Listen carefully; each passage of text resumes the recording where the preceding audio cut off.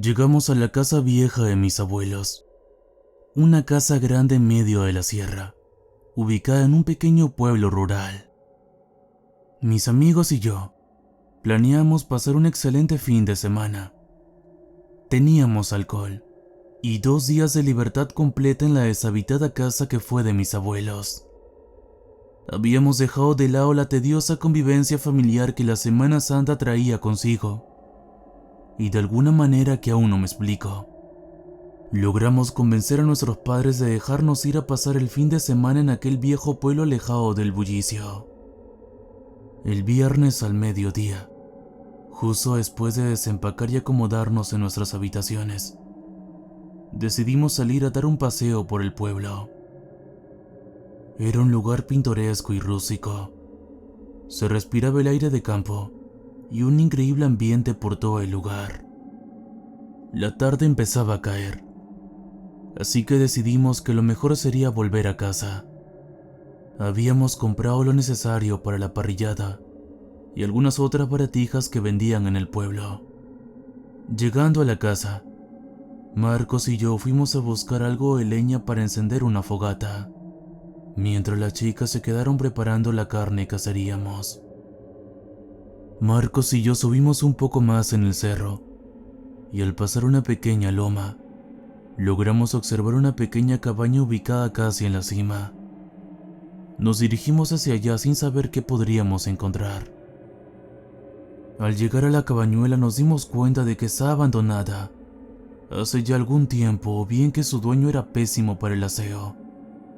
En la puerta tenía colgado varios artilugios que deducimos estaban relacionados con la santería. Algo así como muñecos de vudú y algunos pequeños sacos llenos de polvo o algo parecido. Recordé que mi abuelo me había contado una vez cuando era niño, que en ese viejo pueblo había una anciana a la que la acusaron de brujería y la quemaron viva en los años de 1800. Con eso y las muchas historias de brujas que mi abuelo me contaba, agregándole además la cabaña abandonada, tenía material de sobra para asustar a las chicas, y de paso a Marcos también. Recogimos un poco de leña, y tras comprobar que la cabaña estaba vacía, regresamos a la casa poco antes del anochecer. Michelle y Kat estaban aún preparando la comida, y Marcos y yo encendimos la fogata. Pasamos un rato ameno comiendo y bromeando hasta cerca de las 11 de la noche, momento en el que Marcos sugirió que platicáramos historias de terror. Fue el momento perfecto para contarles todo el repertorio de historias de brujas y fantasmas que aquel pintoresco pueblo escondía. Aunque las cosas no resultaron como las esperaba, ya que mis amigos, lejos de asustarse, quedaron intrigados y dispuestos a buscar las pruebas de lo que les acababa de contar. Y así lo hicimos. Cargando nuestras lámparas empezamos a explorar la casona de mis abuelos. Caminamos cuarto por cuarto hasta llegar a un cuartucho de madera que mi abuelo usaba como taller. Al entrar ahí vimos que estaba lleno de viejas revistas y algunos utensilios y herramientas antiguas. Pero lo que más llamó mi atención fue un libro viejo de pasa negra que estaba sobre la mesita de trabajo, acompañado del mazo de cartas del tarot. El viento comenzó a soplar con fuerza de la nada y el ambiente se tornó pesado. La puerta del taller se azotó a causa del viento y causó un estruendo que nos sobresaltó. «Vamos, chicos, nos estamos sugestionando», dijo Catalina tratando de calmar las cosas. Tomé el libro y se los mostré a los chicos. Lo abrimos y notamos que se trataba de algo muy antiguo. Su nombre era Martillo de Brujas. Pasamos las páginas del viejo libro y notamos que estaba escrito a mano. Tenía más de 1000 descripciones sobre rituales e invocaciones usadas por las brujas y la forma en que éstas se revertían, nombre de demonios y las formas que estos podían adoptar. Para ese entonces ya estábamos bastante nerviosos y decidimos que lo mejor sería volver a casa. Pero justo antes de salir, Una fuerte ráfaga de viento azotó de nuevo la puerta del taller, haciendo a su vez que el mazo de cartas saliera volando, revolviéndose por todos lados. Justo cuando íbamos a incriminarlos al levantar las cartas, algo nos hizo sentir escalofríos. Un hombre vestido completamente de negro y que llevaba sombrero pasó cabalgando frente a nosotros montado en un caballo negro, dirigiéndose hacia la cabaña que estaba en la cima del cerrito. Las chicas gritaron y Marcos trató de calmarlas, diciéndoles que seguramente sería el dueño de la cabaña. Pero yo tenía mis dudas, ya que al abrir el libro de nuevo pude ver que una carta del tarot había caído entre las páginas. Al voltearla mi sangre se congeló, pues se trataba de la carta marcada con la leyenda El Diablo. Decidí no contarla a mis amigos y me convencí a mí mismo de que era solo una coincidencia. Entramos en la casa por la puerta trasera y encendimos las lámparas de gas que estaban colgando de los postes que sostenían el techo. El ambiente estaba tenso y las chicas muy nerviosas. Dicen que no es bueno andar de fiesta en Viernes Santo. Mejor no hubiéramos venido, dijo Michelle algo asusada. ¿Podemos dejar el tema por la paz? Yo pienso que el tipo era solo el dueño de la cabaña. Y no sé, quizás la usa solo para dormir, replicó Catalina. Decidimos irnos a dormir, las chicas en una habitación y Marcos y yo en otra. Era casi la 1 de la mañana y ya estábamos bastante nerviosos para seguir despiertos. La noche pareció tranquila y pronto el sueño nos venció. Un rato más tarde, cerca de las 3 de la mañana, el frío me despertó y decidí levantarme por una manta. Había varias de sobra en el cuarto de las chicas. Tomé mi lámpara de mano y la encendí, pero al apuntar la luz hacia la cama de Marcos, noté que no estaba allí. Debe haber ido al baño o por un vaso de agua, pensé, pero justo en ese momento pude escuchar cómo alguien pasaba corriendo justo fuera de mi puerta, haciendo vibrar el piso de madera. ¿Marcos? Oigan, no estoy jugando. ¿Quién está ahí fuera?, dije en voz alta, tratando de contener el miedo, pero nadie respondió. Caminé un poco hacia la puerta y sentí golpear algo con mis pies. Tiré la luz hacia abajo y vi que se trataba del libro. Estaba abierto y parecía que alguien lo había estado usando. Inicio el rito sanguinisque pretiosi. Era el título de la página en la que se encontraba el libro. Leí unas cuantas líneas de lo que rezaba aquel capítulo, y jamás en mi vida había leído algo tan oscuro y repugnante. Para realizar tal rito, se debían robar formas consagradas del sagrario de algún templo, y después en sacrilegio rito se debían abrir los vientres de 3 personas mezclando su sangre con las formas sagradas. Marcos, ¿tú estuviste leyendo eso?, dije mientras abría la puerta de la habitación. Al salir todo era completa calma. Todo estaba hundido en un profundo silencio. Demasiado silencio. Noté también que la puerta de las chicas estaba abierta. Caminé lentamente y sin hacer ruido hacia allá. Al llegar abrí la puerta un poco más y asomé la cara. Una mujer vestida de negro y con capucha estaba parada en medio de la habitación, frente a lo que parecía ser un pentagrama, repitiendo una y otra vez: de plaza en plaza, de villa en villa, sin el Supremo ni Santa María. De la nada hizo silencio y volteó a mirarme. Sentí mi cuerpo temblar y me petrifiqué de terror. Su cara era como la de un caballo y su cuerpo parecía estar cubierto de pelo. Sus manos eran como las de un perro y tenía pezuñas en lugar de piernas. Dio un espeluznante gruñido y sus facciones se volvieron aún más infernales. Yo traté de correr, pero tropecé al voltear. Entonces sentí como aquel demonio me tomaba el tobillo y arrastrándome me sacaba de la casa. Me arrastró un poco colina arriba, hasta que perdí el conocimiento al golpearme con una piedra. Cuando desperté, estaba totalmente desnudo y atado a un poste por las muñecas.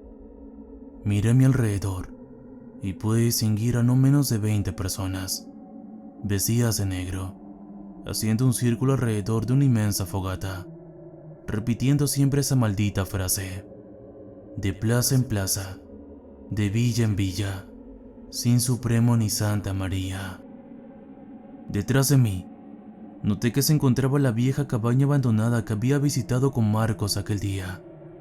Y ellos, mis amigos, estaban también atados a postes, totalmente desnudos y con el vientre abierto de lado a lado. Sus intestinos colgaban fuera de sus cuerpos y su sangre hacía charco en la tierra. Uno de los presentes sacó un gran cuchillo de entre las brasas y lentamente se acercó hacia mí, sin dejar de repetir su frase una y otra vez. Empezó a cortar mi carne, abriendo mi vientre desde el tórax hasta la pelvis. Yo grité de dolor como loco, mientras aquel hombre me visceraba con la mano, echando fuera mis intestinos. Poco tiempo después el dolor me hizo perder la conciencia. Cuando desperté, era de mañana. Estaba tirado en medio de la colina y no había rastro alguno de los brujos, o lo que hayan sido. No había rastro de la fogata o de los postes donde mis amigos y yo fuimos colgados para ser eviscerados. Mis amigos estaban ahí también totalmente desnudos igual que yo, y todos con enormes cicatrices ya curadas, desde el tórax hasta la pelvis. Sin saber qué había pasado, caminamos colina abajo como zombies. Nos vestimos, recogimos nuestras cosas y salimos de aquel maldito lugar.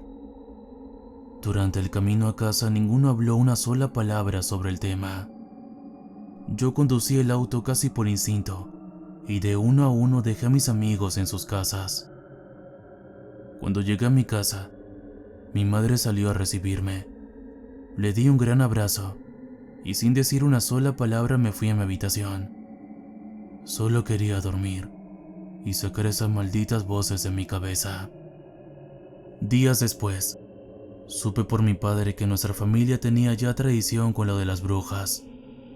Me mostró su cicatriz. Era casi como la mía, y la suya era como la de mi abuelo. También me contó con detalles sobre aquella noche. Él solo tenía 5 años cuando mi abuelo degolló a mi abuela en esa misma casa en la colina, después de encontrarla una noche repitiendo ese conjuro. De plaza en plaza, de villa en villa, sin Supremo ni Santa María.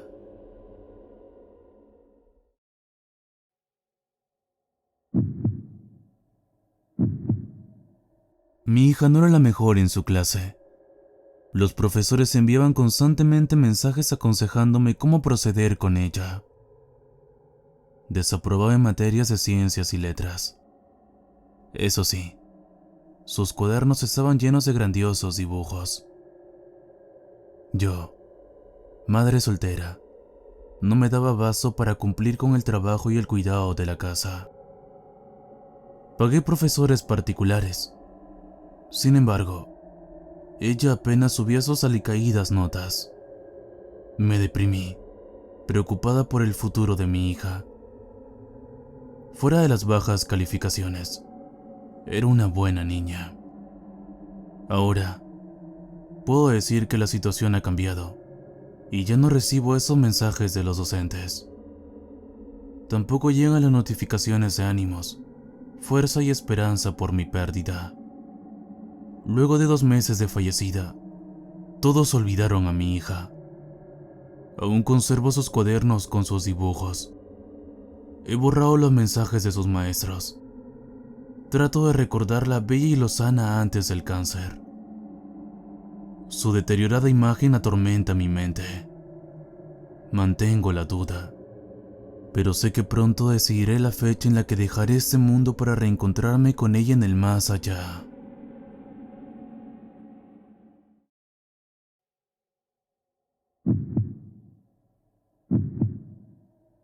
Una tarde de verano, cuando los niños jugaban en la calle, aparqué mi viejo carro frente a la casa de mi amante.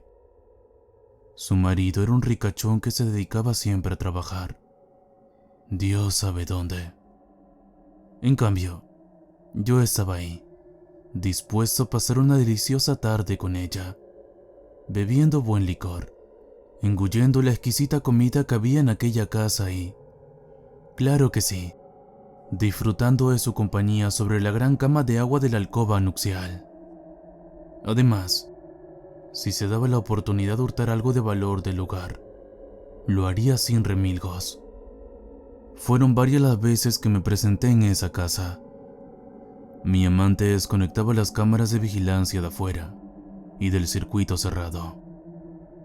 Acudía presto al llamado de ella para aplacar sus ansias de mi cuerpo. Era su capricho y ella, el mío. Ese día todo parecía suceder como siempre hasta que por el inclemente calor que nos azotaba en su patio, después de haber saciado nuestros deseos, decidí zambullirme en su piscina. Ella entró en la vivienda y hasta el día de hoy no la he vuelto a ver más. No hubo gritos, ni hubo ruidos. El agua de la piscina me relajaba y, al comienzo, solo pensé que ella estaba en su sala viendo alguna película o que cayó rendida en un profundo sueño sobre su gran sillón. El sol empezaba a descender. El frío y mi piel arrugada me animaron a salir del agua. Me puse la bata del dueño de casa y entré directo a la cocina. Todo estaba en silencio. Busqué algún control remoto para prender la radio o el gigantesco televisor del salón principal, pero no hallé ninguno. Fui recorriendo cada rincón de la casa con una manzana en la mano que saqué del frutero. Al pasar los minutos, empecé a preocuparme. Alcé la voz en su búsqueda, pero no recibí respuesta. La conocía poco, sin embargo, intuía que su personalidad no encajaba con el acto de hacer bromas pesadas. Timbré su celular y no entraba la llamada. Supuse que salió atendiendo el llamado de una emergencia. Escuché unos pasos acelerados cerca de mí. No vi a nadie. Me pareció mirar una pequeña sombra cruzar por un pasillo. Tenía que irme pronto. El lugar vacío ejercía una presión de culpa en mí. Fui a la habitación donde horas antes nos habíamos entregado en un frenesí de pasión. Empecé a vestirme. Mis manos comenzaron a temblar. Me sentí ridículo. Siempre me salía con la mía. Ahora era diferente. La ausencia de aquella mujer me tenía preocupado. Solo me faltaba ponerme los zapatos, así que me senté en la cama para poder amarrarme los pasadores. Sentí que alguien saltó en ella. Volteé esperando verla, pero no había nadie. De repente, un gran golpe me aturdió y todo se apagó. Un fuerte dolor en la boca del estómago, olor rancio en el ambiente y ofuscación en la mente fue lo que sentí cuando desperté. Estaba en un habitáculo oscuro. Mis manos, apoyadas en el suelo, se encontraban envueltas en cadenas que se sujetaban a un gran clavo perforado en el cemento frío. Mis pies estaban aprisionados con grilletes, gruesos grilletes. Empecé a gritar. El silencio me respondió. Al rato, escuché pasos como pisadas de bebé. Mi intuición me dictó que debía quedarme callado, hacerme el muerto. Eran unos pequeños seres horripilantes y de piel tosca. Los vi porque, con sus rudas manitas, abrieron mis párpados a la fuerza. Con un candelabro de velas se acercaron a mí. Eran varios. Ya no seguí fingiendo. Los observé con detenimiento a todos, enmudecido por la impresión. En definitiva, eran duendes. Empezaron a tocarme primero y a apretujarme después, hasta que con sus fuertes dedos deshilacharon mis ropas. Quedé desnudo, intentando zafarme. El sonido de las cadenas era tenebroso. Pasaron sus lenguas por mis brazos y piernas. Se me salían las lágrimas. Les hablé tartamudeando. Ustedes... déjenme en paz. Ellos hacían los sordos. Hablaban entre sí en latín. Luego se fueron. Me quedé ahí, encadenado, sin entender qué pasaba. Volví a gritar pidiendo auxilio hasta que mi garganta se rasgó. Ya no me quedaban lágrimas y mi cuerpo, fatigado por el estrés y el esfuerzo, me pidió rendirme ante el sueño. Desperté. Seguía encadenado, desnudo. La habitación en silencio. Las cadenas apretando mis brazos, haciéndome heridas. Mis pies helados, unidos aún con grilletes. Otra vez escuché los pasos, esos pasitos que llegaban a mí. Venían con velas prendidas. Se aproximaban, me olían y hablaban entre ellos. Les hice preguntas, todas las que se me ocurrían. Consulté por mi amante. Indagué los motivos por los cuales me tenían ahí. No me hacían caso. Tenía hambre, frío, ganas de orinar. Ellos danzaron hasta que la luz de las velas se consumió. Pasaba el tiempo y a veces me lamían. En otras ocasiones, no me tomaban en cuenta. Me arrepentía cada segundo de haber ido a la cita con mi amante. En ocasiones cantaban con los puños en alto como dándome ánimos. Desfallecía cada día. Solo me daban un trapo mojado a la altura de la boca y lo chupaba. Era su acto para alargar mi agonía. Las cadenas sonaban cada vez que quería incorporarme. No podía moverme mucho. Cuando pensé que no lo soportaría más e iba a morir, el más viejo y arrugado me habló al oído en perfecto castellano. ¿Quieres vivir? No lo podía creer. Había una esperanza para mí luego de pasar por toda esa tortura. Sí, dije casi sin aliento y me desmayé. Después me sentí raro. Mis miembros se sentían libres de ataduras. Vi flashes en mi mente con imágenes de mi vida de excesos y faltas, junto al sonido de cánticos que me aturdían. Me sobé los ojos. No fue nada agradable. La textura de mi piel era áspera como una lija. Vi borroso luces de velas, muchas vocecillas, hablando en latín, galopaban dentro de mi cabeza. Respiré lo más hondo que pude y afiné la visión. Ya no me molestaba el coro alrededor de mí. Escruté mis miembros y ya no tenía las cadenas. Rogué tanto para sacármelas encima, a cualquier costo, que no me importó verme diferente. En ese momento entendí que yo también era un duende. Me lo merecía. Empecé a entender su lenguaje como si nunca hubiese sido un humano, sino que mi esencia era ser una criatura diferente y maligna. Reí mucho. Seguía con vida. Me contaron que mi amante estaba bien y que frecuentaba a otro hombre. Desde entonces vivo en cavernas con todos mis hermanos. Hacemos travesura juntos. Nos lamemos entre todos.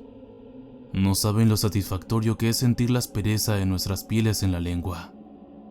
Nunca lo entenderían. En la actualidad, cuando nos toca atormentar a otra persona, danzo con todas mis fuerzas mientras sostengo la vela implorando en mi nuevo idioma que resista. Que resistas al final.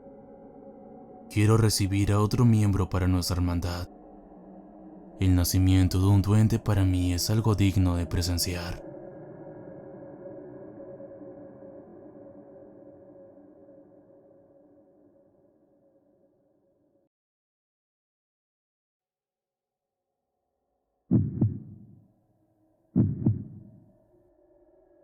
Pasé una noche terrible de pesadillas. Al despertar escuché el ruido mañanero que sale de la cocina cuando mis hijos preparan el desayuno. Desde la muerte de su padre se han unido más. Eso me reconforta. Antes de alcanzarlos, miré por el ventanal de nuestra sala. Mi vecina estaba frente a mi casa, parada, mirando la fachada.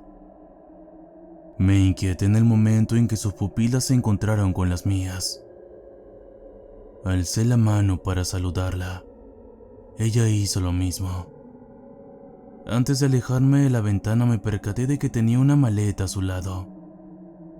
Descolocada, entré a la cocina y mis hijos ya tenían todo listo.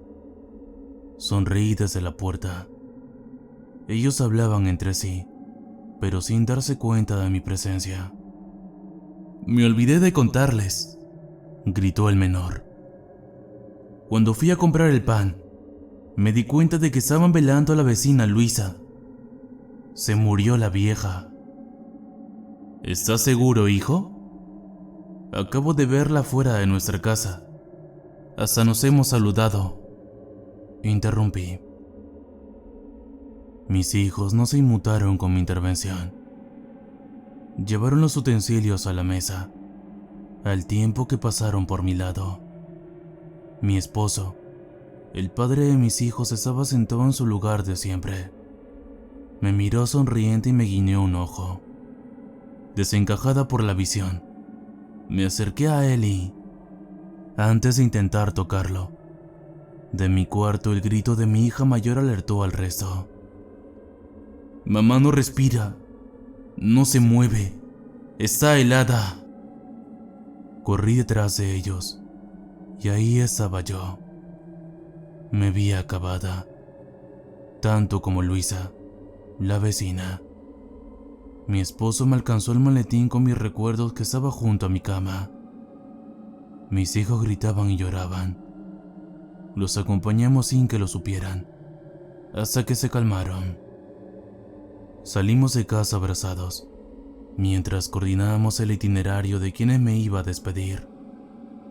Pasaríamos primero por el velorio de Luisa.